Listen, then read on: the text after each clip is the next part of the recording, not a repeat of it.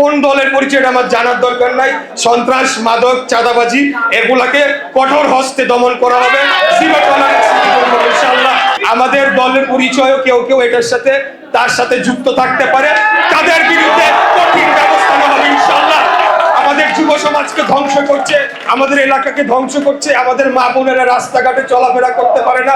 এই সমস্ত সন্ত্রাসী যারা মাদকের সাথে জড়িত তাদেরকে কঠোর ভাবে আমরা শায়েস্তা করবো ইনশাআল্লাহ। এই অঞ্চলে কোনো মাদক থাকবে না। যারাই মাদকের সাথে জড়িত হবে তাদেরকে আমরা পাবলিকলি সামনে নিয়ে এসে তাদের মুখোশ উন্মোচন করে তাদেরকে আমরা শায়েস্তা করার জন্য তাদেরকে আমরা আইন শৃঙ্খলা রক্ষাকারী বাহিনীর হাতে তুলে দিব এবং তাদের বিরুদ্ধে আমরা যথাযথ আইনি ব্যবস্থা নিব। তারপরেও যদি কেউ যুক্ত হয়ে থাকে আমি নিজে গিয়ে সেখানে দাঁড়িয়ে থেকে এই সমস্যার সমাধান করব। আপনারা নিশ্চয়ই আমার উপরে এতটুকু আস্থা নিশ্চয়ই রাখতে পারেন। আমি কিন্তু বাঁচা মরাকে ভয় পাই না। কত বড় সন্ত্রাসী আছে পৃথিবীতে আমাদের এই অঞ্চলকে ধ্বংস করার জন্য। এই মাদক ব্যবসায়ী কি জানি নাম, নাসির নামে একজন সন্ত্রাসী আছে, সেই মাদক ব্যবসায়ী বিদেশে বসে থেকে এই যুবলীগের সন্ত্রাসী এখানে মাদকের স্পট চালায়। আরো ওয়েট প্লিজ, আমি একদম খোলামেলা কথা বলবো ভাই। আমাদের দলের পরিচয়ও কেউ কেউ এটার সাথে তার সাথে যুক্ত থাকতে পারে, তাদের বিরুদ্ধে কঠিন ব্যবস্থা নেওয়া হবে ইনশাআল্লাহ।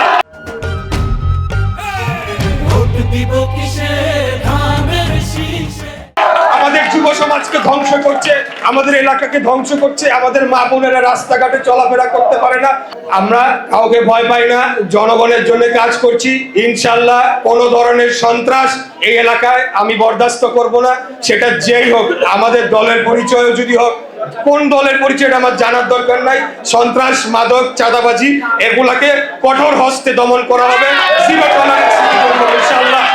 আমাদের মা বোনেরা যাতে স্বস্তিতে রাস্তায় চলাফেরা করতে পারে, তাদের দিকে যাতে চোখ তুলেও কেউ ভুলেও ইভটিজিং বা এই ধরনের কোনো উত্তাপ না করতে পারে, সেটার জন্য আমরা পদক্ষেপ নেব।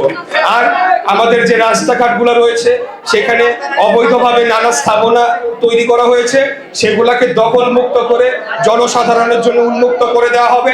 প্রত্যেকটা ফুটপাত জনসাধারণের জন্য অবশ্যই আমাদের যে আমি এই কথাটাই বলছিলাম, আমাদের রাস্তাগুলো অনেক জায়গায় অবৈধভাবে স্থাপনা নির্মাণ করা হয়েছে। আপনারা বুঝে নেন আমি কি বলতে চাচ্ছি। আমরা সেগুলাকে উন্মুক্ত করে দেওয়ার জন্য, দখল মুক্ত করে দেওয়ার জন্য জোরালো পদক্ষেপ নিব। ফুটপাতে যাতে আমাদের সকল বয়সের মানুষ, সকল নারী পুরুষ এবং দিনে রাতে যে কোনো সময় চলাফেরা করতে পারে, সেটার জন্য একটা পরিস্থিতি আমরা অবশ্যই তৈরি করব। আপনারা আমার উপরে একটু আস্থা রাখেন, আমাকে একটা সুযোগ দেন, আমি কথা দিচ্ছি আপনাদেরকে নিরাশ করবো না ইনশাআল্লাহ। 12ই ফেব্রুয়ারি আপনারা আমাকে ভোট দিয়ে নির্বাচিত করেন। আপনারা যদি আমাকে ক্ষমতায়িত করেন তাহলে আমার পক্ষে সকল সমস্যা নিরসন করা সম্ভব হবে ইনশাআল্লাহ, আমি কথা দিই। যেহেতু এটা একটা শিক্ষা প্রতিষ্ঠানে তাদের নিজস্ব নিয়ম নীতিমালায় চলে, এই বিষয় তো আর আমি এখন মন্তব্য করতে পারছি না।